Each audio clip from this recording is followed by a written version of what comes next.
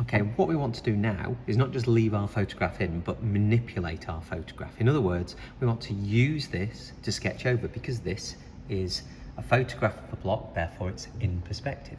So let's define our edges to make it a little bit more clear. And of course, we could put in things like where the mosquito coil goes. So in this instance, you know, we've got our middle layer here, which needs to be cut, but we could perhaps put our lines in where that needs to happen. Let's put our defining line across. We can put that one in there as well. Okay, and actually let's just put a drop down line there as though we could see inside a little bit. Then we could continue this on. So all I'm doing is using the line work in Procreate to define my sketch, and by doing this, getting nicer shapes, it will just help. Now, a decision that you will have to make, or you should make, is do you do this as I am doing it directly over the photograph?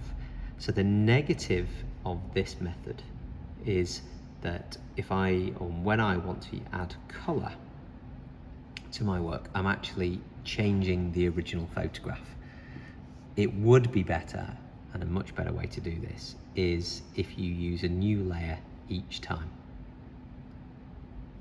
So as you can see, let me just quickly finish off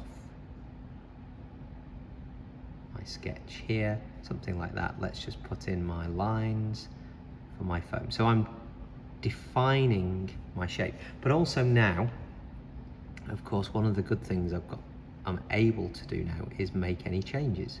So I can decide, right, where perhaps I want to do an additional cut coming through here and coming through here. Maybe I'll do a second one coming through here, coming through there, something like that.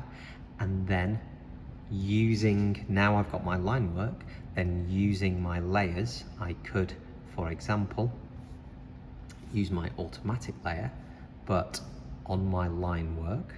So here's my line work. Let's mask an area, for example, like there.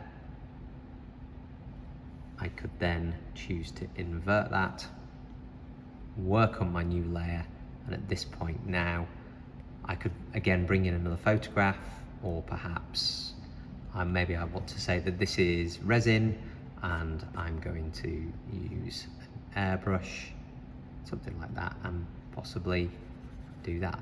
Now, of course, one of the things you saw me do was I inverted it. Well, actually, in this instance, this is the part that I do want to add colour. So I'm just going to undo, hold my pencil on here, which allows me to deselect. So the reason I've done that is to show you that if you accidentally pick the wrong thing, you can just hold your pencil on here, which allows you to make that change. So here now, on my photograph, I can manipulate. Now, of course, you can bring in your resin photographs, you could bring in your wood textures at this point. Okay, let's just darken. Perhaps a little bit like that, so all edges are always dark.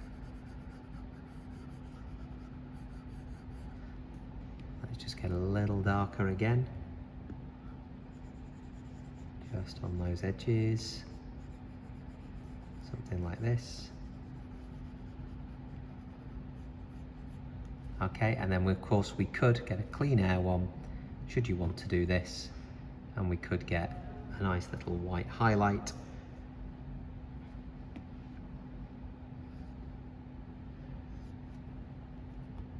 It's not that nice. Let's make it a little bit bigger. Perhaps something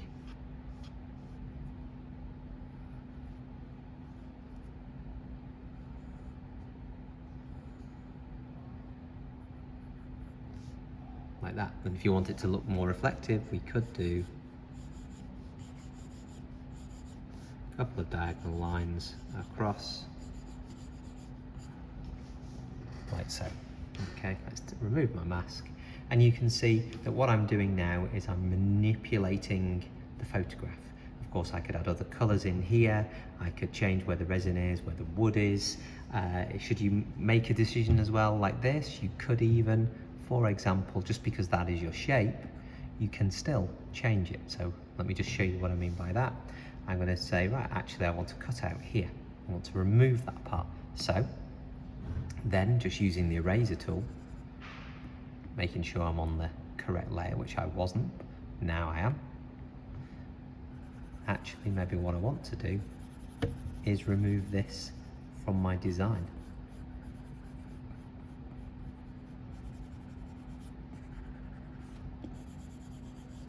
Something like that, and suddenly I start changing my design. And then when I add color, I would add my color in here, and so on and so on. And that's how you can manipulate photos.